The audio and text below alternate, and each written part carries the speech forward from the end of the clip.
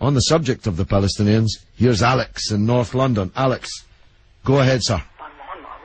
Hi George, I'm calling from North London. I've been listening to you for 3 months now. Okay. Never had the chance to speak to you. Okay. But I was just calling I was listening to you a couple of nights ago, and you were talking to these people, and they were saying that Israel, the Jews, did not have the right to gain Israel from the Palestinians. And I was just saying, throughout history, the Jews have been persecuted, obviously, from the Holocaust, and we were granted Israel as a result of this.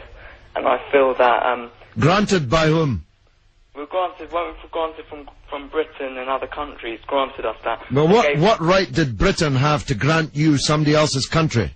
Well, it's due because we lost 6 million people. No. I'm not arguing about that. I'm going to come on to that. But what right did Britain have to grant you somebody else's country? We had the right because we lost 6 million people and we did not have a home. Well, yeah, I'm going to ask you for a third time. What right did Britain have to grant you somebody else's country? Well, they didn't. Well, they were giving us the right because it was they were basically gave us because of the. But they gave you somebody else's country. That's the point I'm making, Alex. Can you deal with it? Yeah, but the Jews have had to have also had to. They've dealt with this throughout history. Well, Alex, I don't know if you came on with a script and you can't deviate from it. Can you please answer that point? And we'll come to the Holocaust and who was responsible for it and who should have paid and what they should have paid for it. But given that you've said Britain granted you, and you're presumably saying you because you're Jewish, somebody else's country, I'm asking you, what right did Britain have to grant you somebody else's country?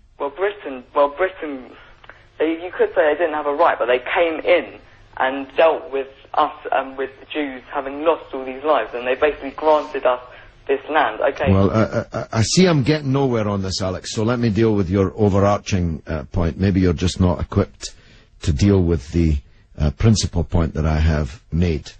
The Jews have suffered racist anti-Semitism down the ages in many, many European countries, including our own.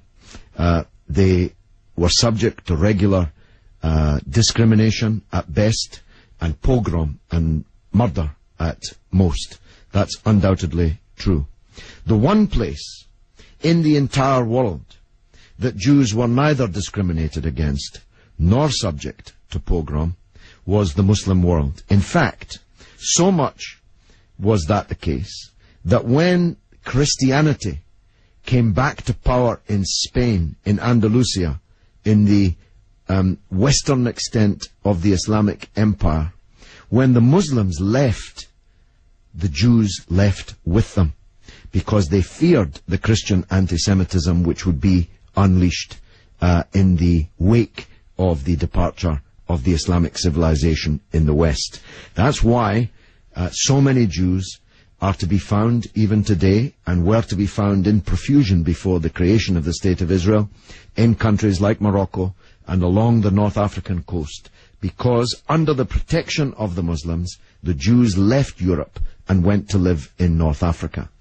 The Palestine that was wiped off the map when Britain granted you somebody else's country had Jews living side by side with Christians and Muslims for century upon century without the slightest trace of discrimination or violence or pogrom. So, what's happened is that Christian anti-Semitism in Europe, which massacred 6 million Jews in the greatest crime in human history, was paid for not by the Christian countries of Europe that either practiced or turned a blind eye to that anti-Semitism, but was paid by the very people who were completely innocent of that Holocaust, who had never persecuted the Jews, who had never pogromed the Jews.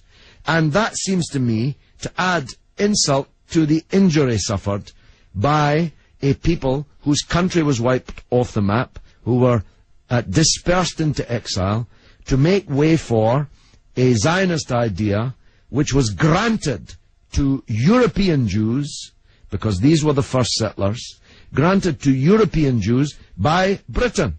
And as you have singularly failed, 4 times I asked you, to acknowledge that Britain had no right to give away somebody else's country, one country given to a second people, the land that actually belonged to a third people, it seems to me an all-round injustice, don't you think, Alex? Yeah, I agree that they didn't so much have the right, but they were stepping in after the Holocaust to grant it to the Jews. But it was long before the Holocaust that Britain stepped in. Britain stepped in 1917 with the Balfour Declaration made by the British Minister Balfour on our behalf to a group of atheistic Zionist Jews. I make the point about atheism because it's now claimed that this is some biblical land right, as if God was an estate agent. The men to whom Israel was promised were atheistic Jews. They were not only not speaking for all Jews, they represented at that time in 1917 a tiny proportion of the world's Jews. Most of the world's Jews supported communist or socialist parties and ideas at that time. The Zionists represented a tiny sliver of Jewish opinion at that time. Yet Balfour promised them the land which belonged to a third people, without consulting either the British or the world's Jews, and least of all, consulting the Palestinians. Okay, well, thanks very much for talking. Okay, Alex, thanks for listening, my friend.